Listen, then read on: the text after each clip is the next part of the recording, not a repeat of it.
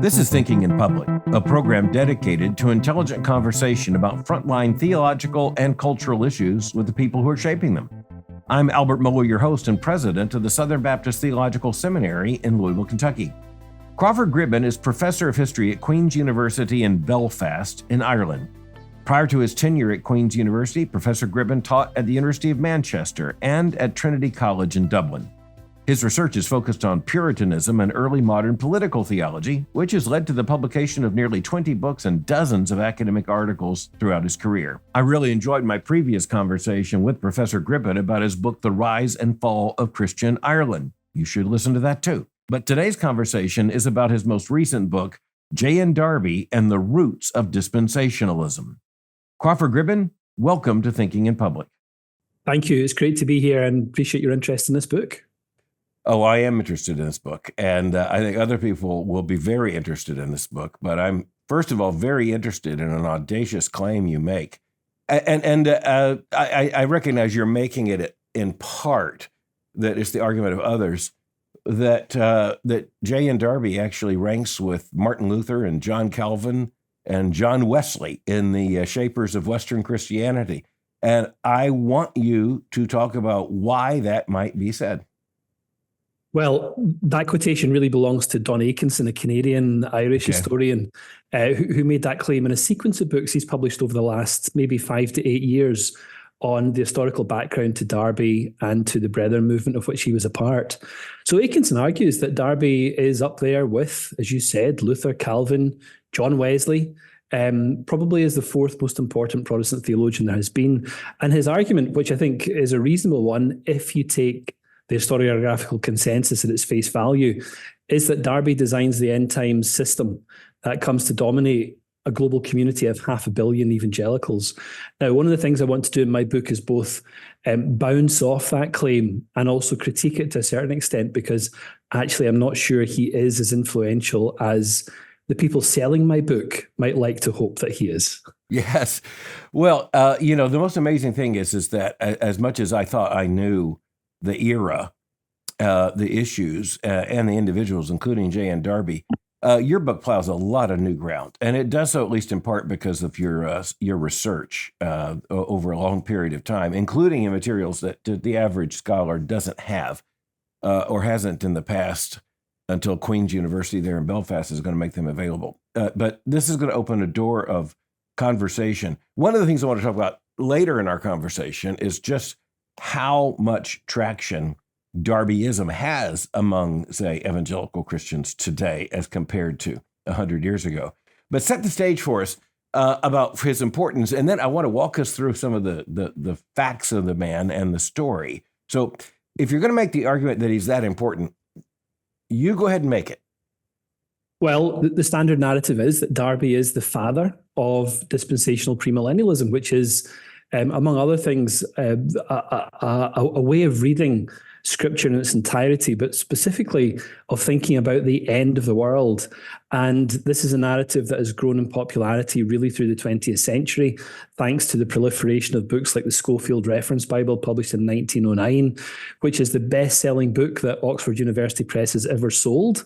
They don't have a record of how many copies they have sold, but it's certainly in the tens of millions. So the Schofield Reference Bible has popularized this dispensational narrative.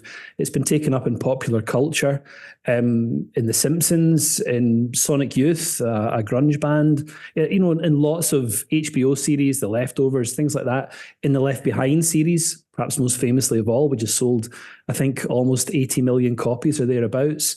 And arguably, it's affected the foreign policy of every American administration really since the election of Jimmy Carter in the mid-1970s. So in terms of shaping the way that Protestant Christians think about the end of the world, in terms of presenting those Christians as voters with a foreign policy agenda, I think this dispensational narrative has really had extraordinary influence. However, I'm not entirely convinced that Darby should be held responsible for it, but that's another matter.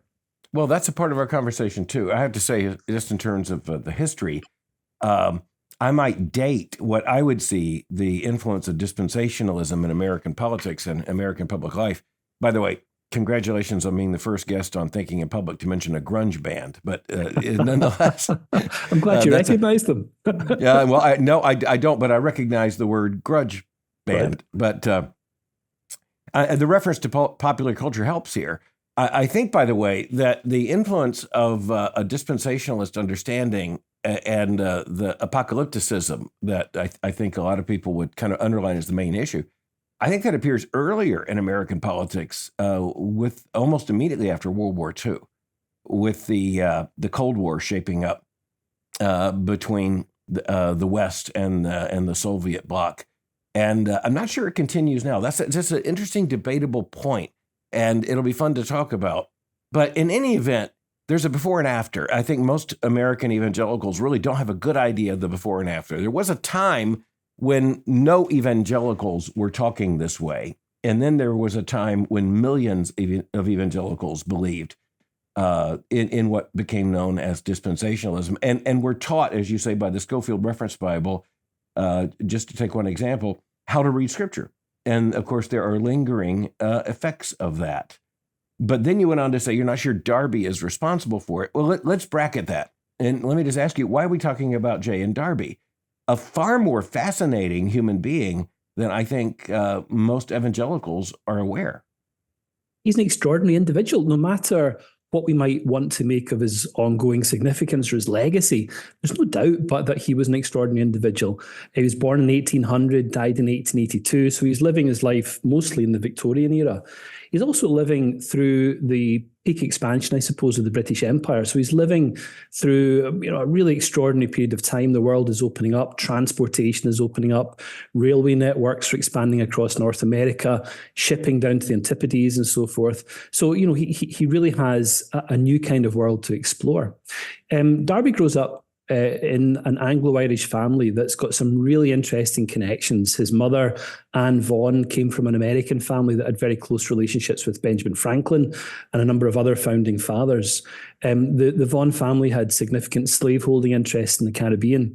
Darby's father had made a huge amount of money by supplying victuals to the Royal Navy.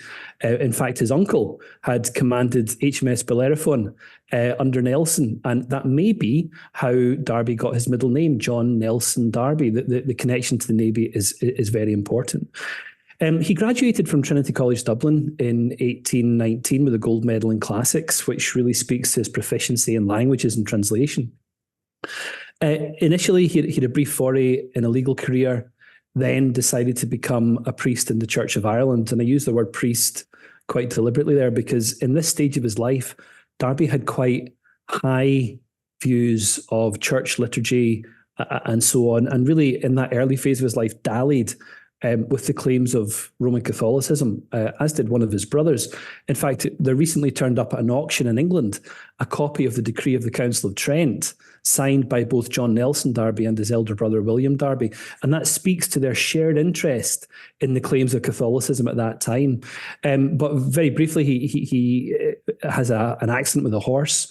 He ends up as a convinced evangelical, and that sets him on a career initially of missionary endeavour in French-speaking Europe, but then later crossing the Atlantic, going down to New Zealand, Australia, preaching in languages including English, obviously, Irish, French, German, Italian, Dutch, also Maori when he got to New Zealand, translating the Bible into English, German, and French, engaging quite seriously in text critical questions, extensively reading. If you look at the contents of his library, there's material in there about the history of Indo-European language, the history of Hinduism, fascinated by science, curious about the Book of Enoch, and wrapping all of this intellectual interest up in a writing career that Daniel Hummel reckons includes about 9 million words or thereabouts, a really vast corpus of writing. So a perennially fascinating Victorian scholar.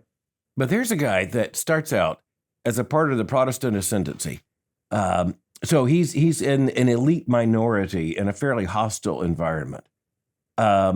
His father inherits a castle. And so he's definitely a part of that establishment. He continues that establishment life in terms of studying at the temple that is in what would be law school. he emerges as a man trained in the law. He does practice that for a while. I would argue that it's evident he continues the structures of legal thought throughout the rest of his life. But then he has this experience.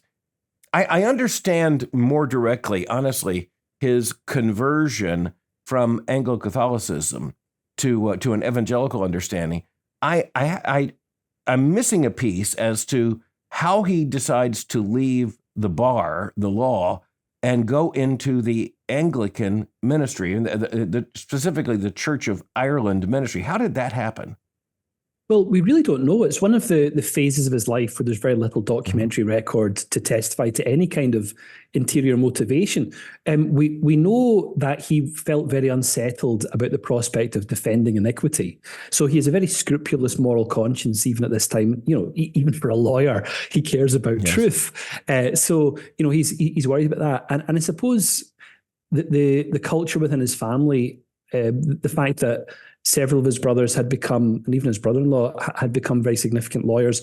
The fact that another brother who might have had a bigger impact on him at this point was already en route to becoming one of the leading high churchmen in Ireland. I think that maybe gave him a sense of moral purpose. But I think we are guessing a little bit at that stage in Darby's life because really he doesn't tell us too much about it. It's also clear that at this point, as something of an Anglo-Catholic, he doesn't believe that Luther and Calvin are actually a part of Christ's church. Yeah. He says you become a Calvinist. Yeah, so he writes later on as he looks back in this period that he was scrupulous in the observance of weekly fast. He fasted twice a week. He would consult his clergyman before coming to the Lord's table to participate in the Eucharist.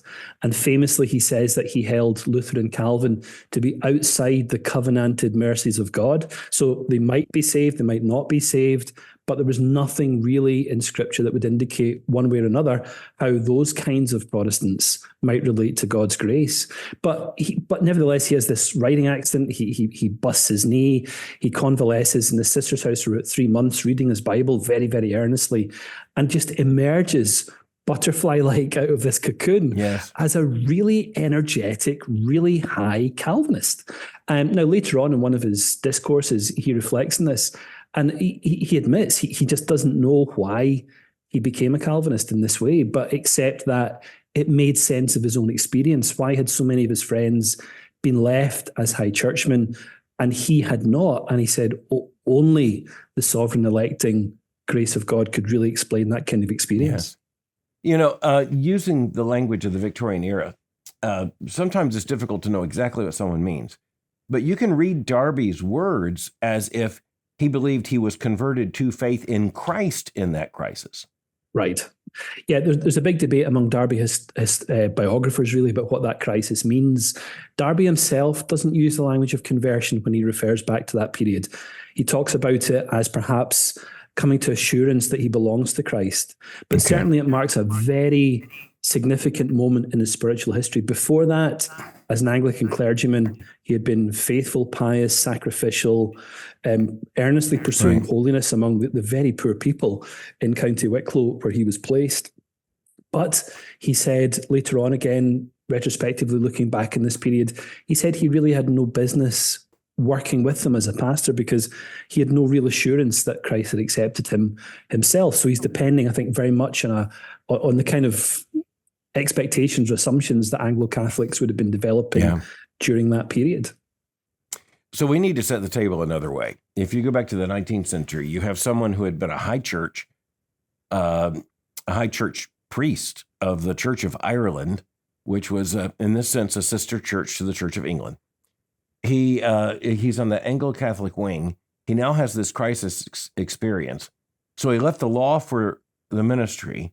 Now he's going to leave the Church of Ireland, but for what? In other words, what? It's going to be some form of nonconformity, but where in the world is he going to go at this point? So this is exactly the question that his own rector asks him, a man called Robert Daly, who'd go on to become a bishop in the Church of Ireland. And he asked Darby in the late 1820s, now you're leaving the Church of Ireland, are you going to become a dissenter? And Darby says, absolutely not.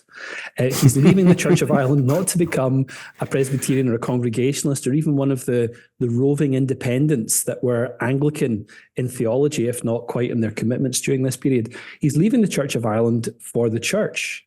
And his rationale for leaving the Church of Ireland is that it's both insufficiently Protestant and it's insufficiently Catholic. It's not comprehensive enough to embrace all of the children of God, and it's not Protestant enough to fully articulate or clearly articulate the gospel. So he is leaving something, not for nothing, he's leaving something for everything. Yeah, that's a perplexity to me, because I'm old enough to have met J. N. Darby's in this sense. And so it gets very close. The American church historian Winthrop Hudson said there's a certain evangelical logic that leads to a church under every man's hat. And so at some point, even in reading your fascinating book, I thought, it's an amazing thing that J. N. Darby is being talked about today, because he could very easily have become just a quack, a tiny footnote in some kind of church history. But that's not how that's not where it stays. So explain his story. He, becoming more or less Catholic simultaneously after being converted and receiving assurance and leaving the Church of Ireland. Okay, now what? Well, he falls in with a group of very earnest young evangelicals in Dublin, some of them from a Catholic background, some from congregational background, none of them, I think, Baptist, which is an interesting part of this story. But anyway, he falls in with these very pious young men, and they are the young, restless, reformed evangelical leaders of their day. Often they come from very privileged backgrounds. They've all had the benefit of an excellent education. So they are literally full-time studying their Greek Testament, sometimes their Hebrew Bible, enjoying fellowship together and wondering what they are witnessing. So remember, this is all happening at the end of the 1820s, a tumultuous time in Ireland, where you've got the long pressure for full Catholic participation in government finally coming to a head.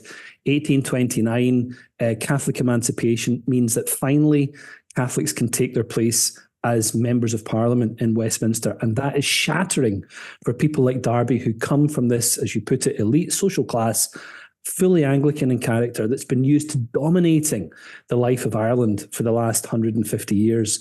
Suddenly that world is coming to a crashing conclusion. So as this democratic expansion continues through into the 1832 Reform Act, Darby believes that he is living through a revolution. And he's right. He really is witnessing extraordinary political changes. And these individuals are worried, deeply, deeply worried about what these constitutional changes mean. And they come to the conclusion that as they see the church slipping away from its commitments, and as they see government slipping away from its divine obligations, they can only understand their moment really as almost an annex to the French Revolution. It's the triumph of atheism over Christianity. And they do see this in very starkly apocalyptic terms. So they meet together. They meet together for the Lord's Supper, for Bible study. And gradually they find themselves in contact with other individuals or small groups who see the world in broadly similar ways. And these individuals tend to be very strongly Calvinist. They tend to be very strongly premillennial. They're not yet distinctively what we might call dispensational, but they're moving in that kind of direction. They begin to form networks. Some of those networks are associated with the University of Oxford. In the early 1830s, Darby goes to Oxford, makes some very important connections there with very well-placed high Calvinists in the university community. That leads to one of his earliest publications, and that earliest publication is his defense of the Calvinistic character of the English Reformation against the claims of certain well-placed ecclesiastics within the English church. So that's really the kind of milieu in which Darby is moving at this time. It's emphatically Calvinist, robustly evangelical. It's also exploring the possibility that the Holy Spirit has begun to give gifts again to the church. This is also the age, of course, of Edward Irving and the beginnings of that charismatic culture that develops in the fringes of evangelical Protestantism in 19th century England. Yeah. So Darby and his peers are working through the claims of these radical restorationists and beginning to ask themselves fundamental questions. What's the nature of the church? What is the ministry of the Holy Spirit in this age? what is true about Catholicity, and also where are things going? Well, that had to be a huge question given the social change of the 19th century. And that's, of course, as you've indicated, kind of exaggerated in his Irish context. But he's in the larger Anglo-British context as well. You mentioned Oxford. It's just difficult for me at this point. It's just hard for me to see where he fits within kind of the spectrum of institutional Christianity, because even in the 19th century in Britain, or in the British influence system, it's hard to emerge just as an individual with a following. You've got to have some kind of movement. So how do we get from Darby to Darbyism? Well, there are some interesting individual movements there are individuals within established denominations, like, for example, I'm going to forget his name now, Robert Hawker. So there's individuals within established denominations like Robert Hawker, a very prominent high Calvinist in Plymouth, a minister of the Church of England. And he is developing around himself in that area a very distinctive following, making very distinctive soteriological claims. Now, outside of the denominations, there's people like Edward Irving, who I mentioned before. There's also individuals like Thomas Kelly or John Walker, who are two reasonably prominent Irish evangelicals who leave the Church of Ireland to develop followings of their own. So there's lots of individuals presiding over these small networks. What I think Darby's able to do in the 1830s is begin to move among these networks and begin to pull elements of them together. So there's a sociological story here, as well as a theological story. And he's connecting existing networks. Darby's letters refer to him visiting small communities, small congregations or assemblies that sprung up almost spontaneously across Britain and Ireland. And one of his jobs in the 1830s is to connect these groups and to give them a shared identity. And so as he's speaking, as he's moving around, some of these groups remain very small. Others, like the congregation that meets in Plymouth in the southwest of England, grow to become really quite significant sizes. The assembly in Plymouth comes to number about 1,000 individuals, which is why Darby's movement is often described as the Plymouth Brethren. That's the nickname that they're often given in that period and since. That's kind of where I wanted to head the conversation, as to the Brethren. So we finally have something we can kind of put on the church history map, a group we can follow over time. And so how exactly does J.N. Darby come to be associated with the Brethren? And it's not wrong to call them the Plymouth Brethren. Yeah, so he gets to Oxford, 1830, meets up with a number of very earnest young Oxford academics, and one of those, a man called Benjamin Wills Newton, who's a fellow of an Oxford college, gets really taken by Darby, really charmed by Darby, who's about 7 years older than him. But he puts him in touch with this little group that's meeting in Plymouth. And so Darby heads down there and begins to see that in this group in Plymouth, there are a number of features which are very much the kinds of features that have excited him about the other group that he's come from in the circle around Trinity College, Dublin, back in Ireland. So Darby gets to Plymouth. He's really transfixed by what he sees there. The Christians in Plymouth are incredibly sacrificial. In fact, at one point in the early 1840s, the church in Plymouth holds a 3-day sale, a 3-day auction to sell off the luxury items that people had dropped into the collection box, jewelry, watches, you name it. In fact, in Plymouth, one of the key features of those who were part of this denomination was that although they were often extremely wealthy by personal background, their houses were marked by very significant decoration culture. They had no carpets and no curtains. They would literally sell everything they felt was not absolutely necessary to support the poor or to begin to support the missionary movement that the Brethren were beginning to engineer. So the Brethren then, the Plymouth Brethren as they're called, begin to connect these groups. They begin a print culture. They begin to issue journals. These journals allow certain kinds of core ideas to be explained, circulated, advanced, developed. In the early journals, we can see these ideas developing and evolving in some really interesting ways. But the early Brethren movements, they take on a very distinctive character. They are anti-clerical, so there is no distinctive clerical caste. There's no official pastors, although they do have pastors, but they don't have a significant status. There's a number of examples, for example, of particular Baptist churches coming en masse into the Brethren movement, like the particular Baptist church in Devon led by George Mohler, for example, that comes as a congregation into the Brethren movement. Mohler remains the principal preacher, but he's no longer got a significant status within as it comes into the Brethren movement. So they're anti-clerical. They're also anti-confessional, although they are orthodox in every respect in this period in terms of classical forms. They don't accept and don't require any kind of confession of faith. To join the Brethren, there's no creed. To join the Brethren in the 1830s, all you need to do is affirm a belief in the Trinity, and that's it. And those two features then allow for the construction of a culture of debate, discussion, study, reflection, which allows any gifted brother to begin to put forward ideas. And as these ideas are put forward, and as Darby and other leaders begin to amalgamate these ideas into an informal system, the Brethren begin to take on some really significant features. While they might welcome individuals from all kinds of backgrounds, they are committedly Calvinistic. They are committedly Catholic in their thinking about the church. They want to embrace all Christians. They are, in a sense, charismatic. They're leaky charismatics. They don't want a fixed liturgy. They want to meet very, very informally, allowing the Spirit to guide them in the way that they should respond to Scripture.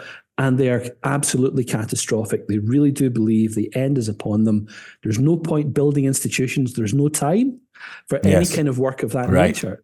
And so they simply press on with the most immediate obligations they have. So Calvinist, Catholic, charismatic, catastrophic. I think those are the four big features of Brethren writing in this period. Now, in each of these areas, their thinking does begin to change. And that, I think, is one of the most interesting features of the movement as it begins to develop. To what degree is J. and Darby involved in that change? Well, the answer to that question involves an explanation of how he gradually becomes the preeminent voice. He only really becomes the preeminent voice among Brethren after the late 1840s. Until the late 1840s, he is one voice among many. And the Brethren movement through the 1830s, 1840s is a broad church. It really is a broad church. In the early phase of the Brethren movement, there are no voices arguing for a pre-tribulation rapture, the idea that becomes distinctive of Darby's later ministry. They're all committedly premillennial, but there are any number of ways of thinking about how the events of the end times might work as a sequence. So there's lots of debates then. But the most significant debate of all, I think, in the late 1840s is a debate about Christology. Benjamin Wills Newton, this really extraordinarily gifted preacher in the Plymouth congregation, had been promoting certain kinds of Christological heresy, perhaps by accident, because he was happy to retract those when pushed to do so. But the question of how to deal with Benjamin Wills Newton's errant Christology raised a bigger question about how this network of congregations should have discipline. Should their discipline be collective, or should each congregation be regarded as an independent unit? And really, it was that question, the question of church discipline, that split the Brethren movement in two in the late 1840s between the open Brethren, who were always much more interested in facing towards evangelicalism generally, and whose congregations were always independent. And on the other side of the coin, the exclusive Brethren, who were really much more interested in collective decision-making on disciplinary questions, and who looked increasingly to Darby as their principal theorist. Now, there's other important differences that the question of discipline threw up. For example, the question of baptism. The open Brethren were almost entirely believer Baptist. The exclusive Brethren were almost exclusively, if you can excuse the pun, household Baptist. They wanted to baptize the children, even the babies, of believers who were in fellowship. But fundamentally, it's a question of discipline.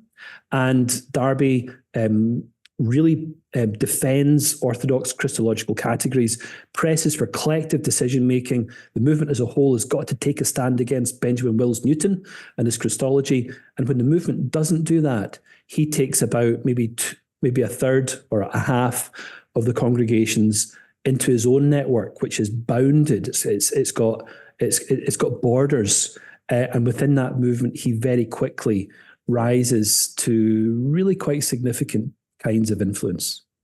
Well, you're talking to an historical theologian here, so I've got to say. So, in other words, so much for anti-creedalism. Well, yes, Darby doesn't write a creed, doesn't promote a creed. Of all of the creeds, his favorite is the Athanasian. He frequently refers to the 39 Articles. So, for example, when he's defending the idea of election to salvation, he'll refer to the 39 Articles as offering the best statement of divine election. So, yes, they're not creedal. No, they're ad hoc. It's what I would call ad hoc creedalism. That you mentioned the word boundaries. If you've got boundaries, then there is some way of establishing those boundaries. And so you have groups that say, no, we're not creedal, but when they have to be, they all of a sudden are, and then they're not again until they have to be again. Right. Well, I think the dispute of the late 1840s indicates the problem of only requiring of your adherents a belief in the Trinity. You know, where do you go from that? So, also, how do you define the Trinity? Well, indeed, use the Athanasian Creed, as Darby did. Yeah. Now, later on in his life in the 70s, Darby did write a statement of his beliefs, which reads very much like a confession of faith. It's certainly a personal confession of faith. The remarkable thing about that document, when he comes to write it, is that it's almost entirely in biblical language, and it doesn't refer ever to words like dispensation or rapture. So there might be a question as to how useful that kind of text actually is. Well, when I began reading your book, I thought, J.N. Darby is shrouded in more mystery than I thought. After reading your book, a lot of mystery still remains. He is something of a black box in terms of how he gets from one place to another. Let me ask you about the brethren for a moment. So you mentioned the open brethren and the exclusive brethren. Where are those two groups today? That's a really difficult question to answer. Well, that's why I enjoyed asking. So the open brethren might number around 5 million. Yeah. There's an annual report that documents their strength, numerical strength in different countries. So doing very well in places like Africa, not doing so well in places like the UK or North America. In North America, they have a college, Emmaus College, which is an excellent college, liberal arts college. The brethren in the UK have produced some very significant scholars, F.F. Bruce being perhaps the most eminent. But even within the last 10 or 15 years, the professors of Hebrew Bible or Old Testament at Oxford, Cambridge, Liverpool, Manchester, and Sheffield universities either were brethren or had been brethren at one point in their career. No. So the open brethren have really produced a scholarly impulse in many of their adherents. But the difficulty with numbering the people is that the open brethren always bleed into evangelicalism generally. Yeah, right. So someone like George Verwer, who was a leader of Operation Mobilization, for example, had a significant brethren career, but it's not often thought of as brethren. Someone like Jim Elliot, the Ecuadorian missionary martyr, is not often thought of as being brethren, but was. And in fact, 4 of the 5 martyrs had been commended by brethren assemblies who were killed that day.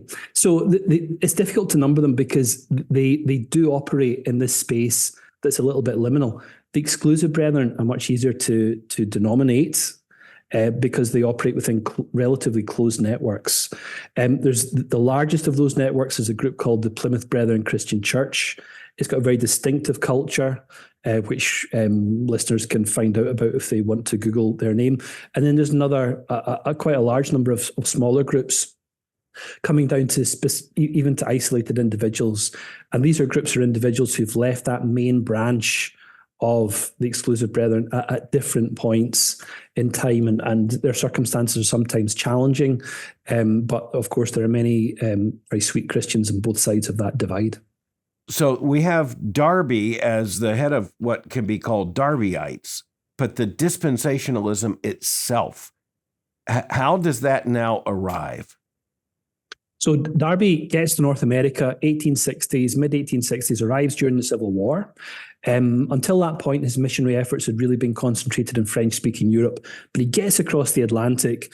Really, he's following some of his French-speaking converts into, the Midwest Plains, into Upper Canada and so forth.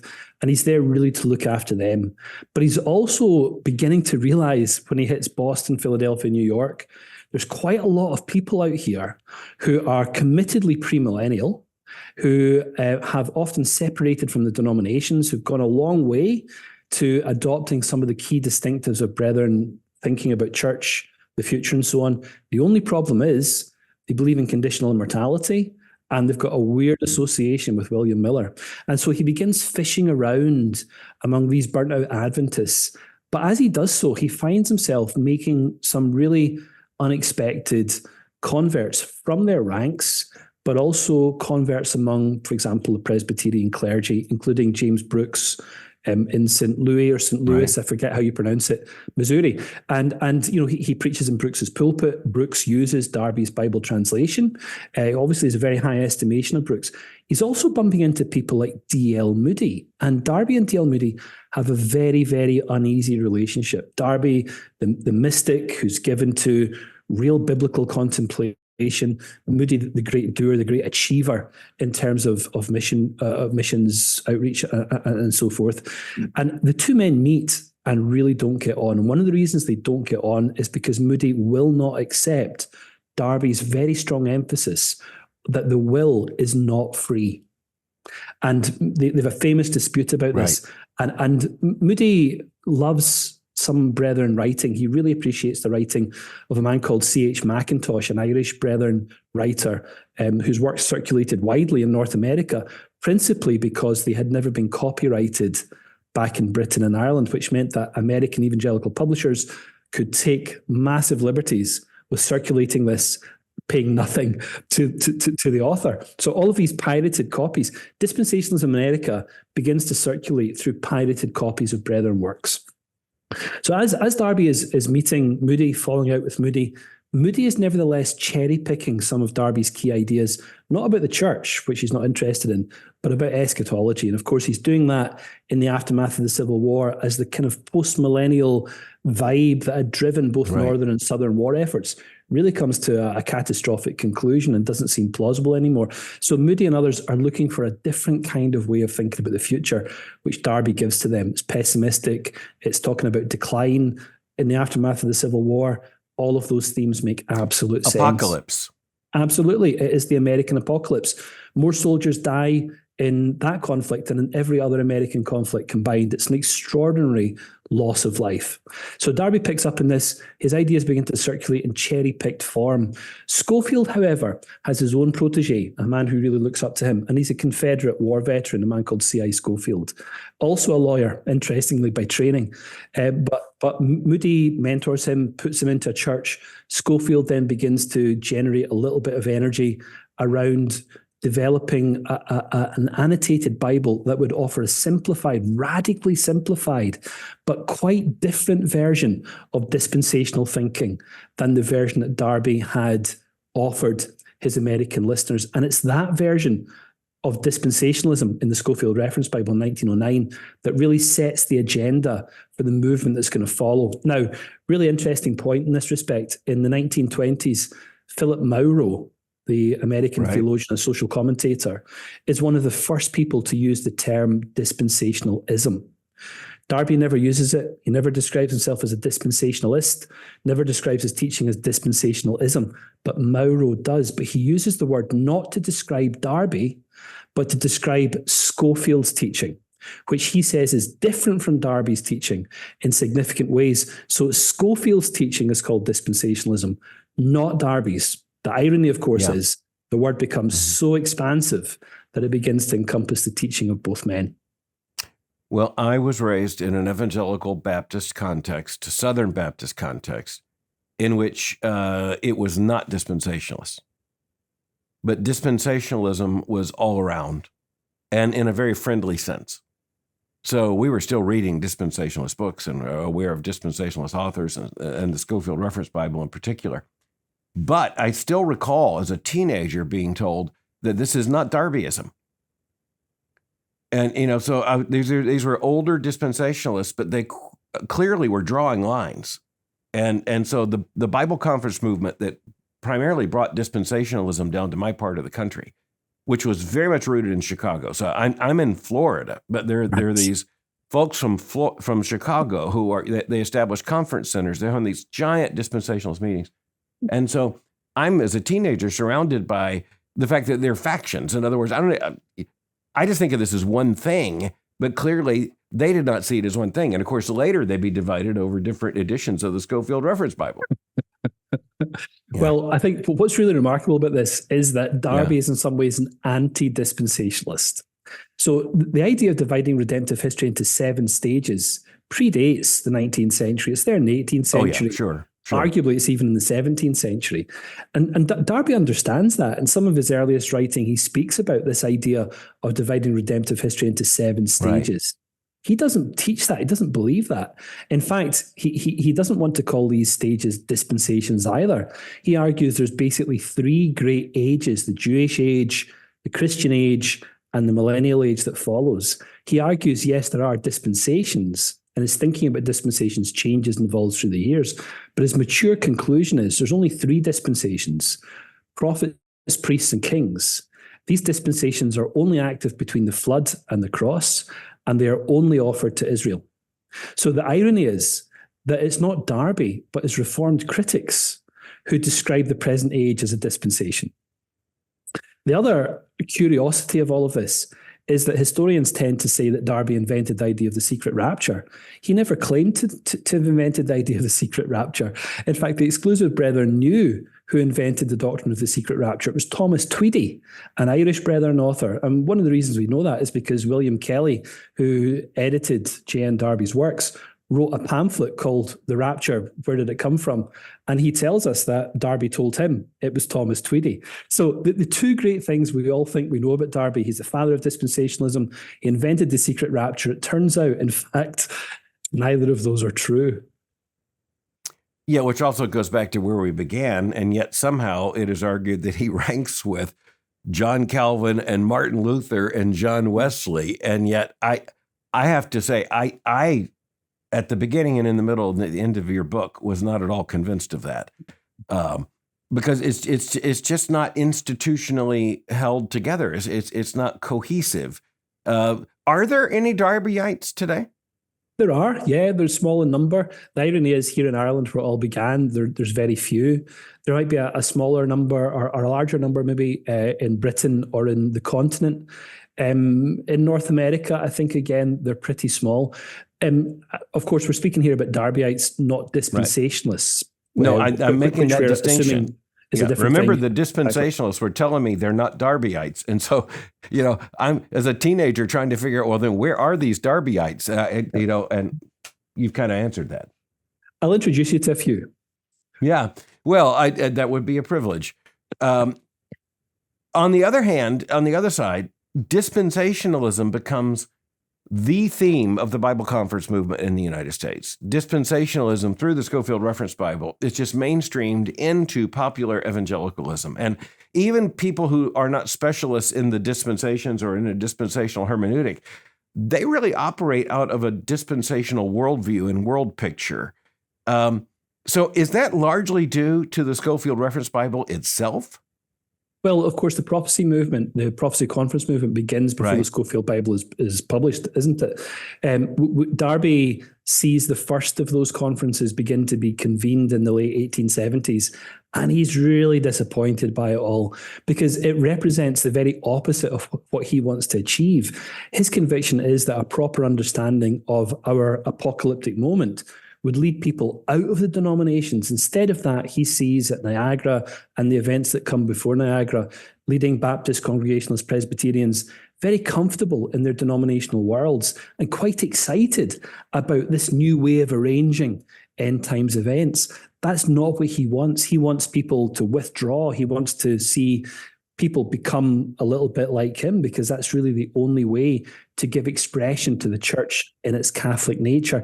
Catholicism for Darby is really, really important.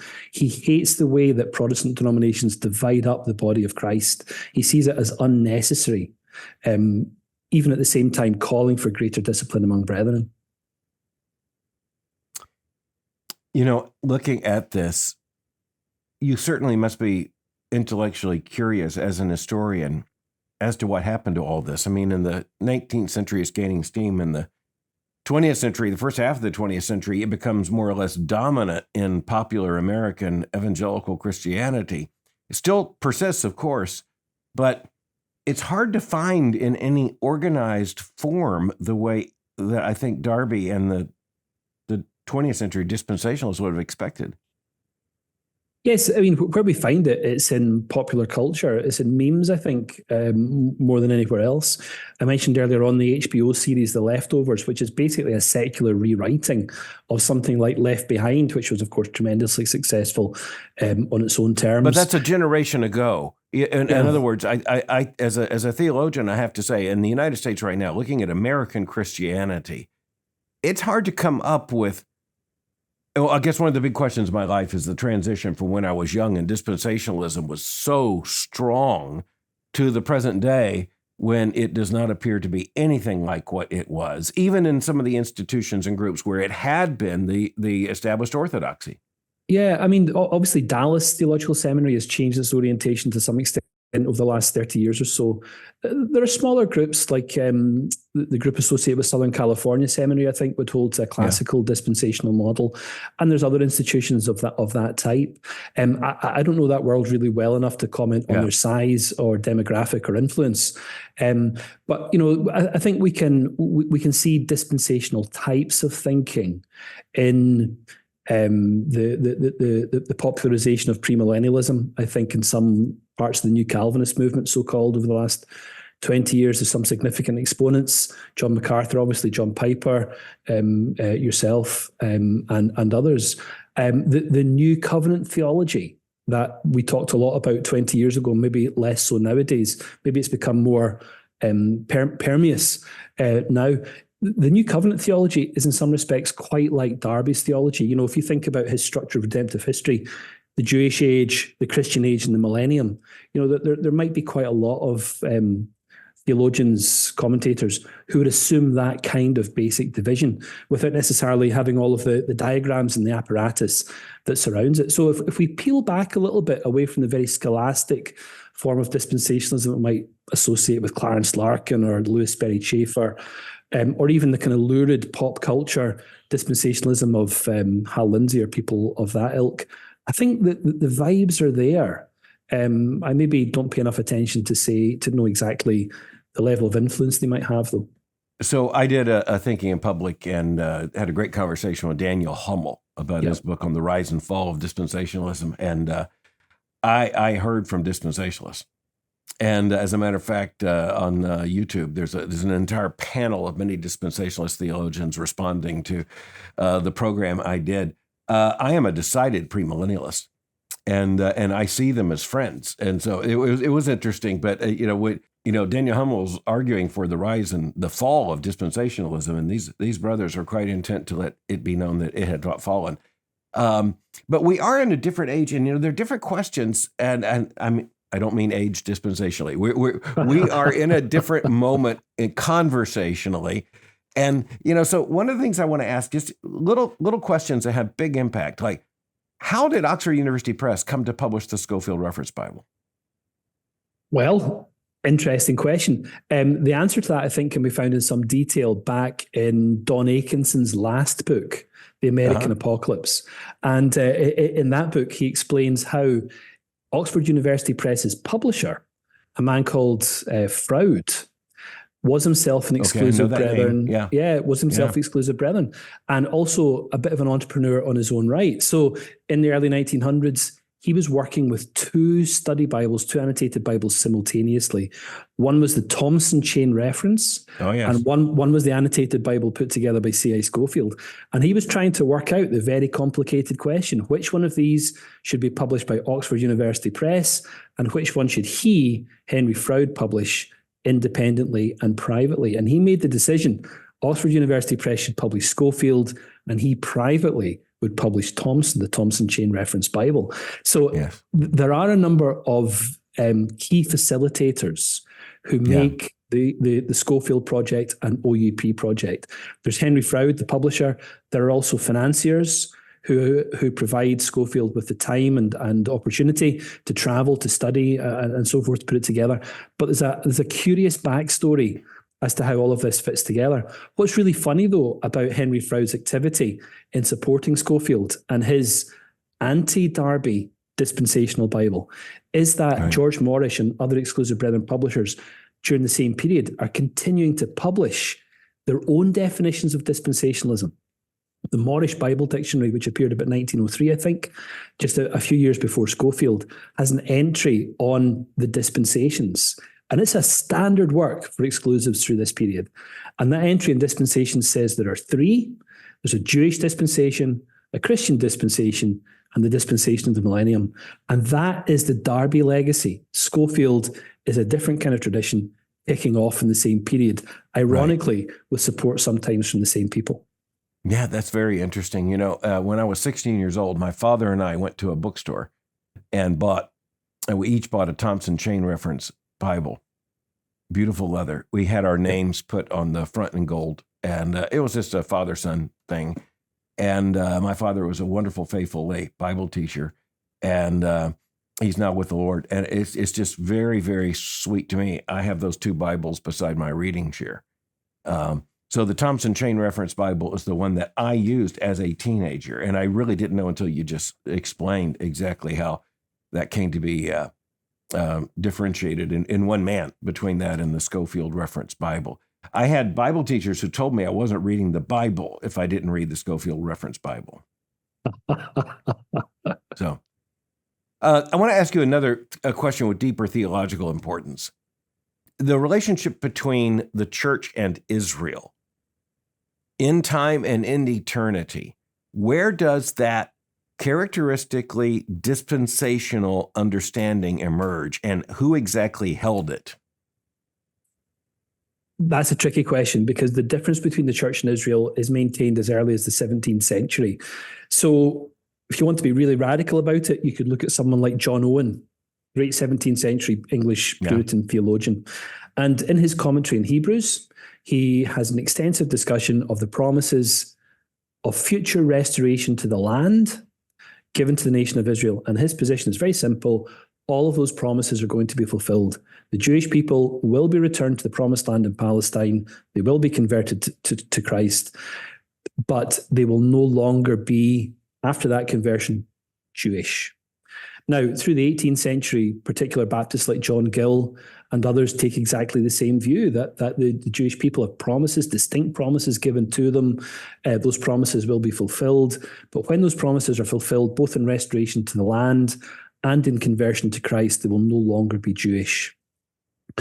I think Darby's late 1820s evangelical conversion, if we're going to put it in those terms, that 3 month of reflection on biblical prophecy and other themes in Scripture, he comes to cut the Gordian knot in a much more radical way. The problem has always been in Christian tradition, how do we reconcile the apparently earthly promises of and earthly expectations of the Old Testament with the apparently heavenly promises of the New Testament? And Darby simply says, we don't need to reconcile them. Two sets of promises to do two different kinds of people. And so I think Darby and other early brethren really set those passages, they release them from that burden of interpretation, because they then are able to say with Owen, with Gill, with others in the 17th and 18th century, yes, the Jewish people will be restored to the promised land. They will be converted to Christ, but they will remain Jewish. Their liturgy will be Jewish. As they enter into the millennial age, perhaps beyond, they will retain their Jewish identity and character. So that means the temple is going to be rebuilt. That means there will be sacrifices. The meaning of those sacrifices was debated by brethren. Would they be genuinely sacrifices of atonement, or would they be memorial? That point was a point of dispute. They generally agreed that the temple they read about in Ezekiel would be reconstructed, that its curtain would no longer be torn open. It would be a closed curtain. In fact, Ezekiel says 2 doors instead of a curtain. Darby argues in several of his writings that in the millennial period, the Jewish people will revert to calling God by the covenant name of Yahweh, or Jehovah, as he puts it in his translation. So the great step forward, if you like, that Reformed theologians understand Christianity to represent really doesn't exist for the ethnically Jewish people, who will have all their promises fulfilled, but will remain eternally distinct from this other group of people described in the New Testament. Yeah, I think most Christians just don't pause to understand what a colossal chasm on a giant question related to the gospel itself is then represented in the distance between classical dispensationalism and classical Protestant theology. That's an enormous chasm. One final question I want to ask you: why Ireland?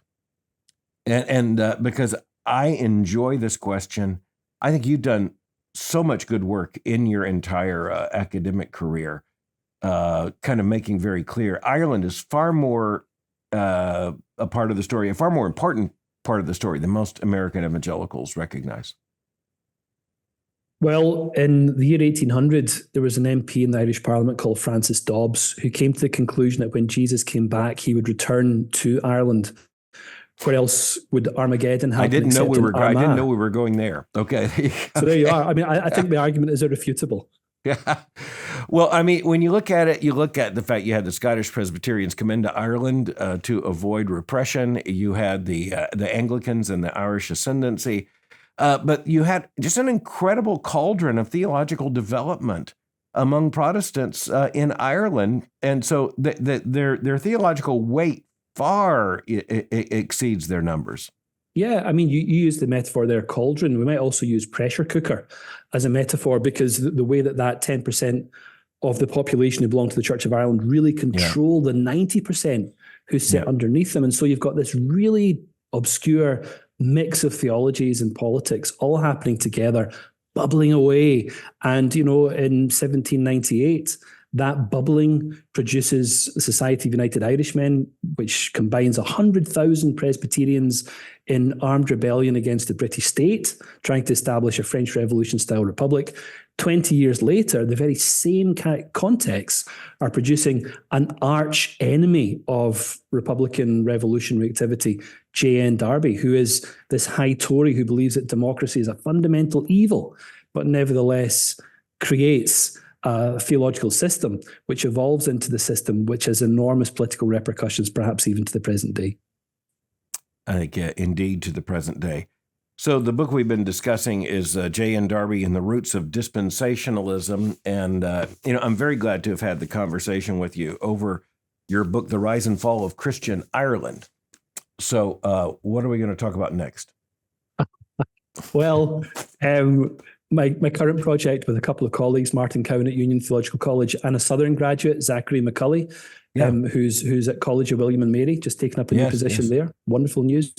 The three of us are working on an edition of John Owen's unpublished sermons. There's about 70 of them, at extent about 250,000 words. Zach found about 8 entirely unknown sermons up at Yale, and we're really excited about it. We think it will help us understand John Owen and late 17th century Puritanism in some quite surprising ways. So hopefully some of your listeners might be interested in that.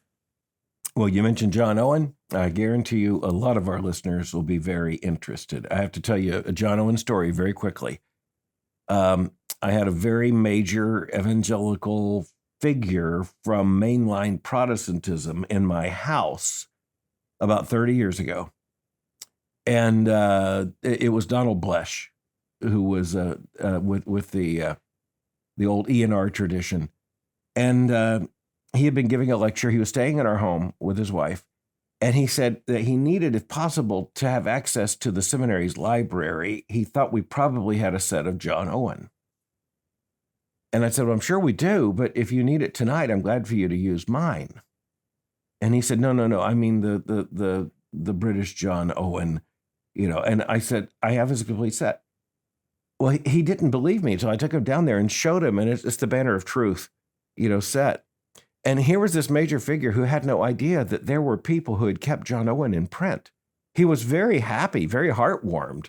But he just didn't know that there was this entire world of scholarship and of print culture. And so I assure you, as I assured the late Dr. Blesh on that night, there's still a lot of interest in John Owen. So I will personally look forward to seeing that. Great. Thank you very much. Professor Gribben, thank you for joining me for Thinking in Public. Thank you very much for having me.